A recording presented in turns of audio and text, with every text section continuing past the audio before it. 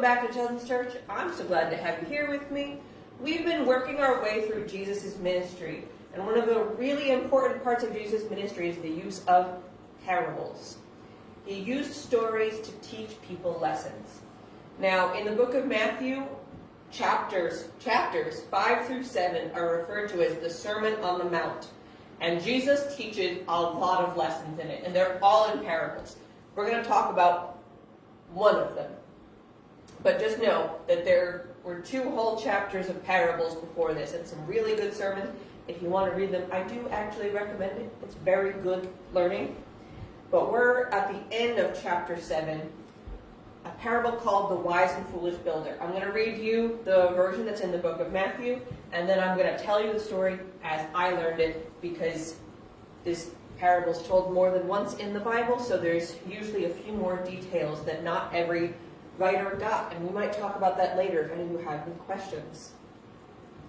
Therefore, everyone who hears these words of mine and acts on them will be like a sensible man who built his house on the rock. The rain fell, the rivers rose, and the wind blew and pounded the house, yet it didn't collapse because its foundation was on the rock. But everyone who hears these words of mine and doesn't act on them will be like a foolish man who built his house on the sand. The rain fell, the rivers rose, the wind blew and pounded the house, and it collapsed. And its collapse was great. When Jesus finished this sermon, the crowds were astonished at his teaching, because he was teaching them like one who had authority and not like their scribes. So that's the very short version that's in the book of Matthew. Like I said, it's 2 chapters worth of a sermon. So it's called The Wise and the Foolish Builder. So the wise man went up on a hill and he built his house on a rock. That means he had a solid foundation. You guys have been on a rock. They're hard, right? Now the rock in this is supposed to be the words of Jesus. So we build our houses on the rock because the house is our spirit. And the foolish man built his house on sand. You guys have all touched sand before. It moves, it slides, it runs through your fingers. That's not a good place to build a house. If any of you have ever built a sandcastle, you know it's gonna fall over.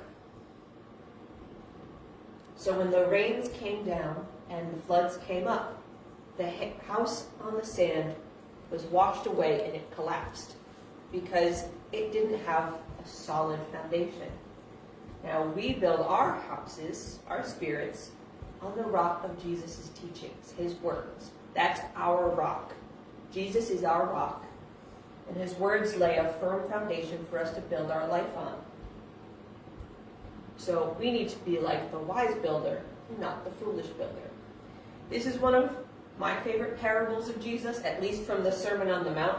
Like I said, he teaches in parables a lot. We might have a chance to touch on another one before we have to really get into the meat of the story, of the Easter story. But this is one I wanted to touch on specifically because it was in the Sermon on the Mount, which is a very important part of Jesus' ministry and a very important part of his teachings. So like the wise builder, we're building it on a firm foundation of the words of Jesus. You should look that up if your Bible is a red letter Bible, like 2 whole chapters just in red letters. It's all Jesus talking, not people talking about Jesus. Have a wonderful week. We'll be back next week with another lesson about the ministry of Jesus. Have a wonderful week. I said it twice because